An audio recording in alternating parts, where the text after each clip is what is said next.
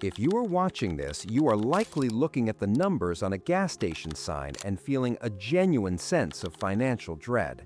As of April 2026, we are no longer talking about if an energy crisis will hit your wallet, we are talking about how much it has already taken. The national average for regular gas surged from $3.01 to $3.96 in just a two-week window this March.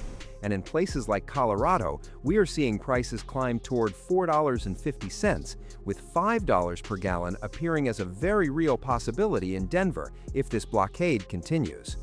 The trigger was the February 28 military conflict in the Persian Gulf, specifically the strikes on Iran's Karg Island that led to the effective closure of the Strait of Hormuz. This isn't just some distant geopolitical event. That waterway carries 20% of the world's daily oil.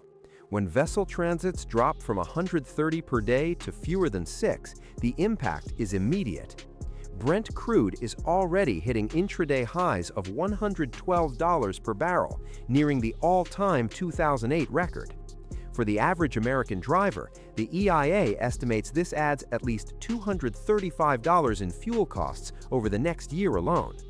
In this environment, you have to ask, is the Chinese EV reliable enough to be your hedge against $5 gas? You've seen the headlines about a trade fortress and 100% tariffs, but the market is shifting under your feet. This looks exactly like 1973, when the OPEC embargo forced Americans out of gas-guzzling V8s and into Japanese compacts like the Honda Civic and Toyota Corolla. Back then, the Big Three in Detroit saw sales crater. GM dropped 34% and Ford 47% because they couldn't pivot fast enough. Today, the disruptors aren't Japanese, they are Chinese brands like BYD and Xiaomi. And while they aren't in your local dealership yet, they are closer than you think. Let's run the numbers, because for the data-driven researcher, the math of car ownership has reached a breaking point. The average new vehicle transaction price hit $50,326 in late 2025, with MSRPs commonly exceeding $51,000 to $52,000. If we look at a 5-year total cost of ownership comparison under a $5 per gallon scenario, the gap is staggering.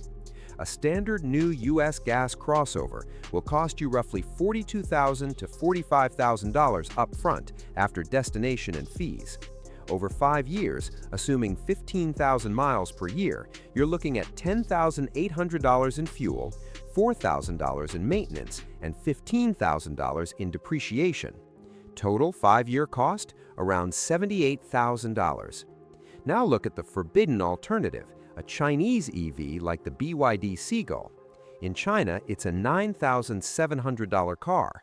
Even after a 100% Section 301 tariff, a 2.5% passenger car duty, and a 25% global auto tariff, the estimated U.S. MSRP would land around $26,603. Over those same 5 years, energy costs drop to $2,500, maintenance falls to $2,200 because there are no oil changes or spark plugs, and the total cost of ownership sits at $44,800. That is approximately a $28,000 to $32,000 difference for the same 75,000 miles of mobility. When you look at trim levels explained for these high-tech imports, the gap in value becomes even more apparent.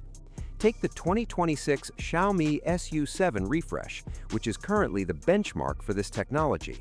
The base standard RWD model starts just under $32,000 in China and delivers 320 horsepower with a 700-kilometer range on the CLTC cycle.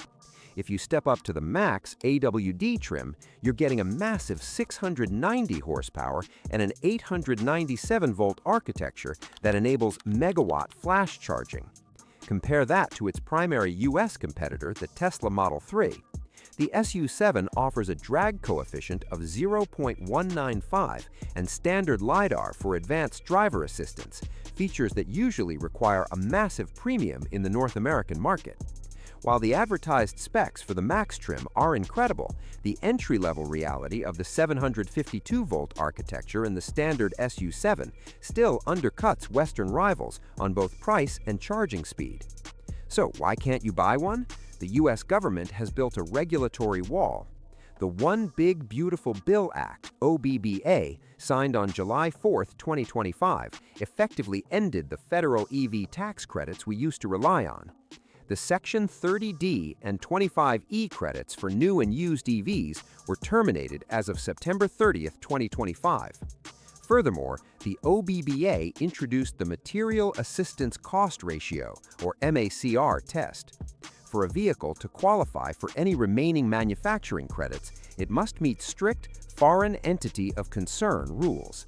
By 2026, EV batteries must have 60% domestic content, a threshold that will rise to 85% by 2030.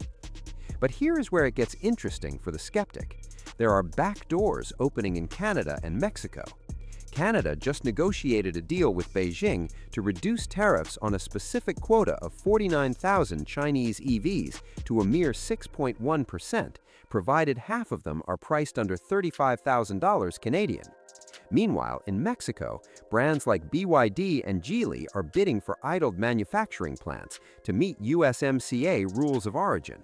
If they can hit 75% regional value content, they could theoretically enter the US duty-free, though Washington is already threatening to tighten those rules during the July 2026 USMCA review.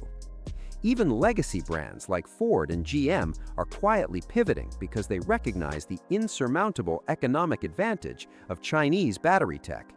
Ford CEO Jim Farley has shifted the company away from an all-in EV strategy towards a diversified portfolio. They've written off $19.5 billion in current EV investments to focus on more profitable hybrids and their new Blue Oval battery park in Michigan. If you're wondering, is the Ford battery park using Chinese tech? The answer is yes. They are licensing LFP, or lithium iron phosphate technology, from CATL. Ford argued that because they own the land and equipment, they should still qualify for federal tax credits, despite the Chinese effective control clauses in the OBBA. General Motors is taking a different route, pursuing a capital-light model in Mexico through its partner SAC GM Wuling to avoid the 50% import tariffs Mexico recently imposed on Chinese-built cars. As a buyer, you have to be wary of common problems in this transitional market. For the domestic brands, the problem is depreciation. When a company like Ford writes off $19.5 billion in EV investments, it signals a massive shift in their long-term strategy that can hurt the resale value of their first-generation electric platforms. For the incoming Chinese brands, the concerns are more about the service network and data privacy. A 2026 survey found that while 69% of Gen Z shoppers are more likely to buy a Chinese brand for the technology and price, older buyers remain highly reluctant due to national security concerns. If you're looking for real-world MPG, or the electric equivalent, the data suggests that at $5 a gallon, the economic case for switching is no longer about saving the planet, it's about saving your household budget.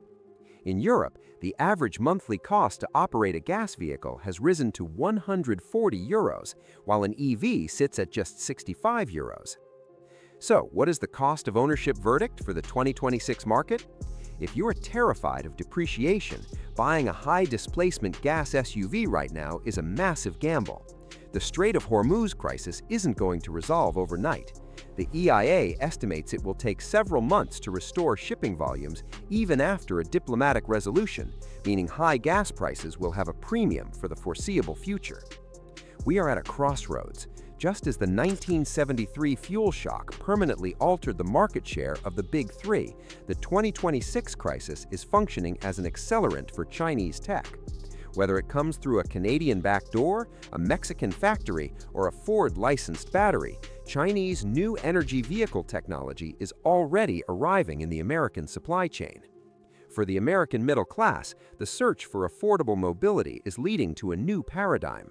The era of the fuel-efficient compact as a hedge against oil shocks is over. It has been replaced by the high-tech, fuel-free EV. The only question left for you is whether you're willing to wait for a domestic brand to catch up, or if the pain at the pump will finally push you toward the technology the trade fortress is trying to keep out. If you found this data-driven breakdown helpful, don't forget to hit subscribe.